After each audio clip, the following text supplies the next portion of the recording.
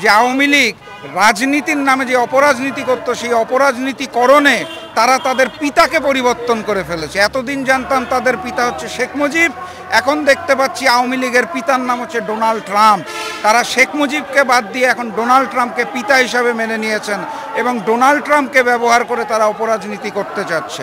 কথাবার্তা পরিষ্কার, ভারতের পরিকল্পনায় দিল্লিতে বসে রকে ব্যবহার করে অর্থায়ন করে সন্ত্রাসী সংগঠন ছাত্রলীগ দ্বারা অথবা যুবলীগ দ্বারা আওয়ামী লীগ যদি ট্রাম্পের উপর ভর করে বাংলাদেশে রাজনীতি করতে চায়, সেই রাজনীতিকে আমরা অপরাজনীতি হিসেবে চিহ্নিত করব এবং দুর্বার প্রতিরোধ গড়ে তুলব। ট্রাম্পের ছবি নিয়ে মিছিল করা অথবা পোস্টার বানানো অথবা আন্দোলন করা শেখ হাসিনা দিল্লি ভারতে বসে যে পরিকল্পনা দিয়েছে, সেই মোতাবেক এইখানকার আওয়ামী দুষ্কৃতিকারীরা, নিষিদ্ধ সংগঠন ছাত্রলীগ যুবলীগ, তারা এইভাবে পুনর্বাসিত হতে চাচ্ছে। আমি অত্যন্ত ব্যথিত হৃদয়ে দেখি যে আওয়ামী লীগ রাজনীতির নামে যে অপরাজনীতি করত, সেই অপরাজনীতিকরণে তারা তাদের পিতাকে পরিবর্তন করে ফেলেছে। আপনারা জানেন একইভাবে তারা ইস্কনকে ব্যবহার করতে চেয়েছে, ইস্কনের নাম ব্যবহার করে, হিন্দুদের নাম ব্যবহার করে ছাত্রলীগ যুবলীগ আন্দোলন করে বাংলাদেশকে অস্থিতিশীল করতে চেয়েছে।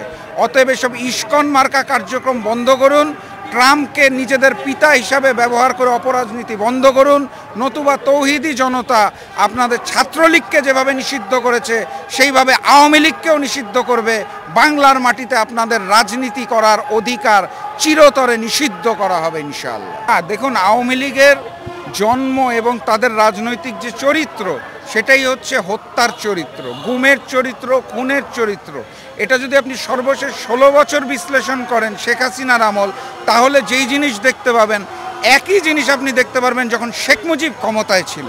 অর্থাৎ শেখ মুজিব হোক অথবা শেখ হাসিনা হোক, আওয়ামী লীগের চরিত্র হচ্ছে হুমকি দেওয়া, হুমকিতে কাজ না হলে হত্যা করা, আয়না ঘরে নিয়ে যাওয়া, গুম করে সরিয়ে ফেলা। এটা রাজনীতির নামে অপরাজনীতি। আমরা ভীত নই, কারণ আমরা কাফনের কাপড় পরেই আন্দোলন করেছিলাম, সংগ্রাম করেছিলাম, এখনও সেটাই করছি।